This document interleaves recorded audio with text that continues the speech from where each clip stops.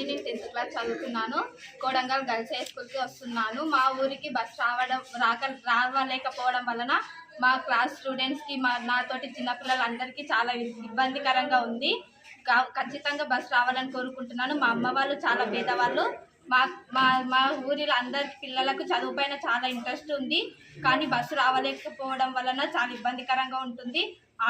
ఆటోలో వెళ్ళడానికి కూడా చాలా భయంకరంగా ఉంటుంది. ఇంతకుముందు బస్సు వస్తుంది కాబట్టి ఇప్పుడు వస్తడం లేదు. అందుకే బస్సు ఖచ్చితంగా రావాలని కోరుకుంటున్నాను. మా ఊరి నుంచి కొడంగల్కి 5 కిలోమీటర్లు ఉంటుంది. ప్రతి ఒక్క ఇంటి నుంచి 2-3 పిల్లలు ఉండడం వలన అమ్మ వాళ్ళ కష్టజీతం మొత్తం పిల్లల ఆటో ఖర్చులకు అవుతుంది. కాబట్టి ఖచ్చితంగా ఆటోలు ప్రతిరోజు 7-8 ఆటోల మంది పిల్లలు ఉంటున్నారు. కాబట్టి ఖచ్చితంగా మాకు బస్సు రావాలని కోరుకుంటున్నాను.